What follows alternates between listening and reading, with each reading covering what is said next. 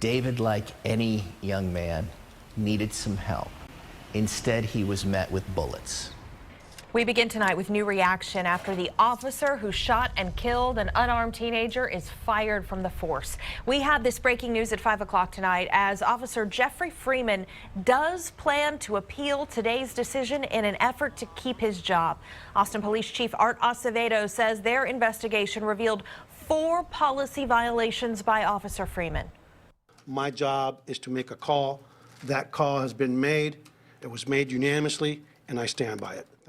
Chief Acevedo cited civil and police policy violations as the reason for Officer Freeman's indefinite suspension. KXAN's Phil Prazen is here live to walk us through exactly which policies were violated.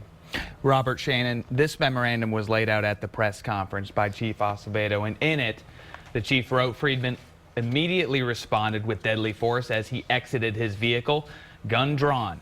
Civil service policy says an officer must first assess using a taser, pepper spray, or their own physical force. That violation of policy led to Officer Freeman losing his job. In the memorandum, Acevedo describes how Officer Freeman drove up on David Joseph. The 17-year-old was naked, unarmed, in the middle of the street.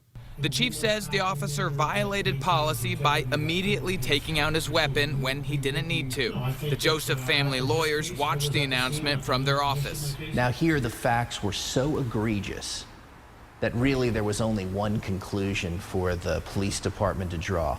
I'm pleased that they drew the appropriate conclusion. Much of the incident was caught on dash camera footage, but not the 2 gunshots that led to Joseph's death. Chief Acevedo says the decision was unanimous among the chain of command. An autopsy showed that David Joseph had marijuana and Xanax in his body. Police policy says when an officer suspects a drug or mental health issue, they should not approach alone for safety reasons. When Officer Freeman shot Joseph, backup officers were on their way.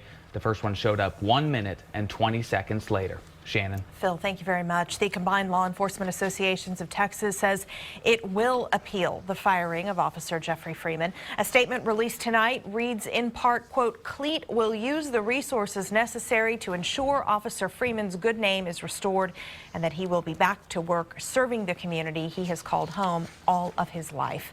The Austin Police Association also reacted to today's announcement, saying it believes Officer Freeman will be exonerated after the grand jury process.